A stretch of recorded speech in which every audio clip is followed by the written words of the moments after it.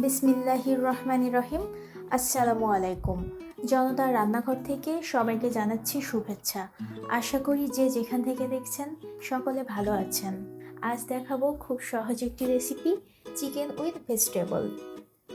আর আজকের রেসিপিতে আমি ব্যবহার করেছি সেফ ফুডের সেফ ওমেগা 3 চিকেন, যার প্রতি 100 গ্রামে রয়েছে 340 মিলিগ্রাম ওমেগা 3 ফ্যাটি অ্যাসিড, যা হৃদযন্ত্র, মস্তিষ্ক আর চোখের জন্য উপকারী।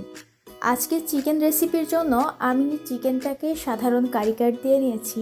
আমি এখানে 750 গ্রাম পরিমাণ চিকেন নিয়েছি, আর সাথে যোগ করেছি 1 চা চামচ লবণ, 1 চা চামচ গোলমরিচ গুঁড়া আর 1 টেবিল চামচের মতো লেবুর রস। আজকের এই রেসিপিতে আমি ব্যবহার করেছি সেফ ফুডের ওমেগা 3 চিকেন। আর এবার চিকেনটাকে ভালোভাবে মেখে নিয়ে আমি এটাকে 30 মিনিটের জন্য ম্যারিনেট করে রাখবো।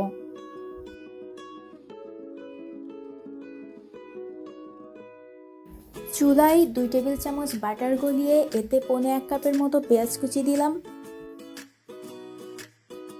কিছুটা নরম হয়ে এলে 1 চা চামচের মতো লবণ আর 1 টেবিল চামচের মতো আদা বাটা দিয়ে ভালোভাবে কষে নিব।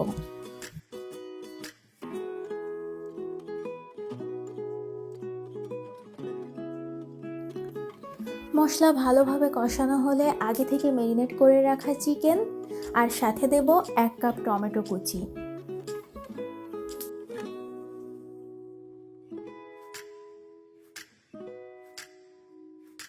দিয়ে দিচ্ছি এবার 1 চা চামচ গোলমরিচ গুঁড়া। এবার খুব করে ভালোভাবে কষিয়ে নেওয়ার পালা। মুরগিটাকে ভালোভাবে কষিয়ে নিয়ে আগে থেকে কিউব করে রাখা আলু দিয়ে দিচ্ছি আর সাথে দিচ্ছি 1 চা চামচের মতো লবণ। ও হ্যাঁ, আপনারা চাইলে এ পর্যায়ে পেঁপে কিংবা মিষ্টি কুমড়া যে কোনো ধরনের সবজি এখানে যোগ করতে পারেন। ঢাকনা দিয়ে ঢেকে 5 মিনিটের মতো রান্না করে নিচ্ছি। দিয়ে দিচ্ছি 5-6টা কাঁচামরিচ।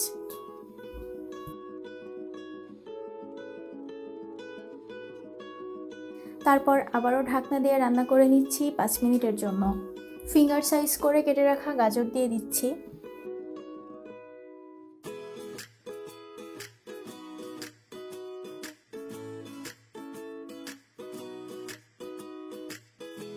সাথে 1 কাপ পরিমাণ ফুটন্ত গরম দুধ। ও হ্যাঁ, স্যাভরি ডিশে কিন্তু দুধের ব্যবহার নতুন কিছু নয়। দুধ এখানে একটা ক্রিমি টেক্সচার এবং মোলায়েম স্বাদ যোগ করে। আবারও ঢেকে দিচ্ছি হাই হিটে 5 মিনিটের জন্য। ফিরে এলাম 5 মিনিট পর। 1/2 চা চামচের মতো গোলমরিচ গুঁড়া আর মিহি করে কুচি করা ধনিয়া পাতা দিয়ে দিচ্ছি কিছুটা।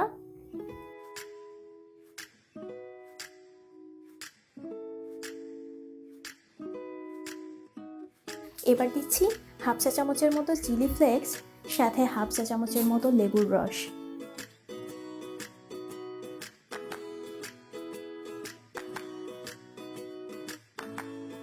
নামানোর আগে 1 চা চামচের মতো ঘি দিয়ে নিলাম।